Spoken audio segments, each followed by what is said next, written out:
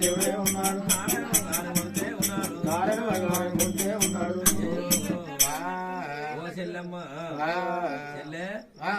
ఏమే అక్క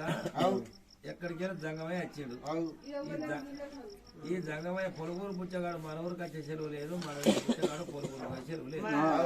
మరి వచ్చిన జంగమల్లా ఆయన గుచ్చం పెట్టేదామంటున్నావా